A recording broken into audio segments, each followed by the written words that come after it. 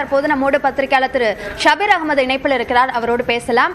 Sir வணக்கம். இப்போ பாஜகவும் சரி ஐக்கிய ஜனதா தளமும் சரி நிறைய சமரசங்களுக்கிடையே இந்த கூட்டணியை அமைத்து ஆட்சி அமைப்பதற்கான ஒரு முடிவை எடுத்திருக்கிறார்கள். இது அவர்களுக்கு நாடாளுமன்ற தேர்தலில் மக்கள்கிட்ட என்ன மாதிரியான ஒரு பார்வையை ஏற்படுத்தும்? இவர்கள் பதவிக்காக அல்லது ஒரு ராஜதந்திரமாக இந்த செயல்பாடுகளை செய்தார்கள் என்று மக்கள் பார்ப்பார்களா, அல்லது இதை இழக்கக்கூடிய ஒரு சூழலில் ராஷ்டிரிய ஜனதா தளமோ காங்கிரஸோ இருந்திருக்கிறது என்ற பார்வை மக்களிடம் உருவாகுமா? அதாவது இது அரசியல் களத்துல தேர்தல் சமயங்கள்ல என்ன மாதிரியான ஒரு தாக்கத்தை ஏற்படுத்தும் அப்படின்றது ஒரு $1 மில்லியன் கொஸ்டின். சம்டைம்ஸ் ரெண்டு பெரிய கட்சிகள் கடைசி நேரத்துல அவங்க ஒருத்தருக்கு ஒருத்தர் துரோகம் செய்து விட்டு கூட்டணி சேருவது அப்படின்றது சில சமயங்கள்ல அது தேர்தல் களத்துல லாபம் ஈட்டக்கூடிய ஒரு ஒரு ஒரு ஒரு வாய்ப்பும் இருக்கிறது. அதே சமயத்துல 2+2 0 ஆகக்கூடிய ஒரு வாய்ப்பும் அரசியல்ல இருக்கிறது. அது மக்கள் எப்படி அதை பார்க்கிறார்கள், மக்கள் எப்படி அதை அணுகிறார்கள், அதே போல எதிர்கட்சிகள் அதை எப்படி வலுவான ஒரு பிரச்சாரமாக மாற்றுகிறார்கள் அப்படின்றத நாம இங்க புரிஞ்சுக்கணும். பட் இந்த கூட்டணியை பொறுத்த வரைக்கும் உங்களுக்கு இந்தியா கூட்டணியில ஆரம்பம் முதலே சில விஷயங்களை அவங்க சரியாக கையாளவில்லை அப்படின்ற ஒரு கருத்து என்பது இருக்கிறது. அது ரொம்ப வெளிப்படையாக இந்த மாதிரி விஷயங்கள் நடக்கும் போது அது கிளியரா தெரியுது. ஏன்னா ரொம்பவே முக்கியமான விஷயம் இந்தியா கூட்டணியை பொறுத்த வரைக்கும் என்னன்னா அந்த சீட் ஷேரிங் அக்ரிமெண்டை சரி செய்வது, அப்புறம் அந்த இந்தியா கூட்டணிக்கு யார் கன்வீனராக இருப்பது அப்படின்ற ஒரு விஷயம் தான்.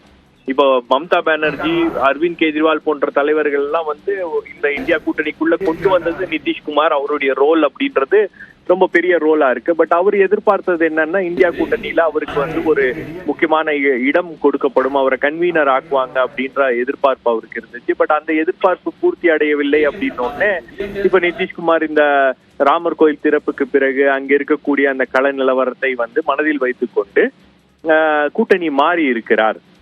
இது ஒரு கட்டத்துல பாத்தீங்கன்னா உங்களுக்கு பாஜகவுக்கு இது ஒரு லாபமான விஷயம். இந்தியா கூட்டணியை பொறுத்த வரைக்கும் இந்தியா கூட்டணிக்கு இது ஒரு மிகப்பெரிய பின்னடைவு. ஏன்னா பீகார் போன்ற ஒரு ஹிந்தி ஹார்ட்லேண்ட்ல இருக்கக்கூடிய முக்கியமான மாநிலத்துல நிதிஷ்குமார் மாதிரியான ஒரு தலைவர் கூட்டணியை விட்டு போயிருக்கிறார் அப்படின்னும் போது அது பெர்செப்ஷன் வைஸ் ஒரு பெரிய தாக்கத்தை ஏற்படுத்தும்.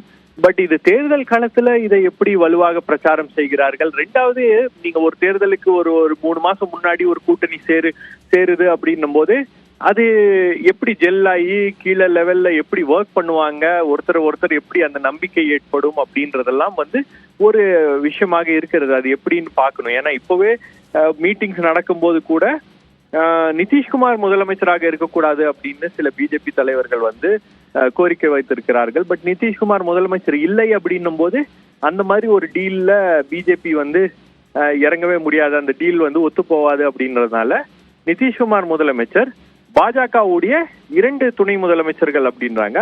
அதுலயும் சுஷில் மோடி மீண்டும் துணை முதலமைச்சராக வருவாரா இல்லையா அப்படின்றதும் ஒரு பிரச்சனையாக இருக்கிறது. காரணம் என்னன்னா நிதிஷ்குமாருக்கும் அவருக்கும் நேரடியாக இருக்கக்கூடிய முரண்பாடுகள், பிரச்சனைகள், ஏற்கனவே அரசாங்கத்தில் இருக்கும் போது ஏற்பட்ட முரண்பாடுகளால் தான் அந்த கூட்டணியை உடைந்தது அப்படின்னும் போது இது எந்த அளவுக்கு ஒரு அதை எப்படி அயர்ன் அவுட் பண்ண போறாங்க அப்படின்றது பார்க்கணும். அதனாலதான் உள்துறை அமைச்சர் அப்புறம் பாஜகவுடைய மூத்த தலைவராக இருக்கக்கூடிய அமித்ஷாவே நேரடியாக அங்க போய் இந்த பிரச்சனையை கையாளுவது அப்படின்ற ஒரு முடிவு செய்திருக்கிறார்கள். ஸோ இன்னைக்கு இருக்கக்கூடிய டெவலப்மெண்ட்ஸை வச்சு பார்க்கும்போது இது ரொம்ப முக்கியமான நாள் பீகாரை பொறுத்த வரைக்கும்.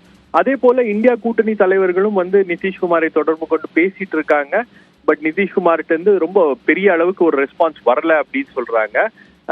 பட் ஆர்ஜேடி தரப்புல லாலு பிரசாத் யாதவுடைய கட்சி தரப்புல இருந்து சொல்றாங்க இன்னும் இந்த கேம் பாக்கி இருக்கு, இன்னும் பல ட்விஸ்ட் அண்ட் டர்ன்ஸ் இருக்கு அப்படின்றதையும் வச்சிருக்காங்க. ஸோ கிட்டத்தட்ட பீகார் அரசியல்ல இது ஒரு மிகப்பெரிய தாக்கத்தை ஏற்படுத்தும். பீகார் அரசியலை ஒட்டி பீகார் அரசியல் ஏற்படுகின்ற தாக்கம் அப்படின்றது தேசிய அளவிலையும் இந்தியா கூட்டணியை பொறுத்த வரைக்கும் ஒரு பெரிய தாக்கத்தை ஏற்படுத்தும் அப்படின்னு தான் பாக்குறேன்.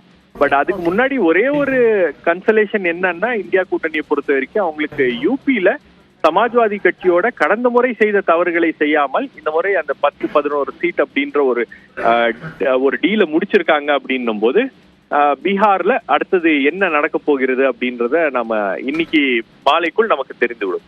இணைப்பில் வந்து உங்களுடைய கருத்துக்களை பகிர்ந்து கொண்டமைக்கு நன்றி திரு ஷபீர். பீகாரில் நடைபெற்றுக் கொண்டிருக்கக்கூடிய இந்த அரசியல் திருப்பங்கள் என்பது எவ்வாறாக நாடாளுமன்ற தேர்தலில் எதிரொலிக்கப் போகிறது, இதில் சம்பந்தப்பட்டிருக்கக்கூடிய கட்சிகள் இதனை எப்படி கையாளப் போகிறார்கள் என்பதை பொறுத்திருந்து பார்ப்போம்.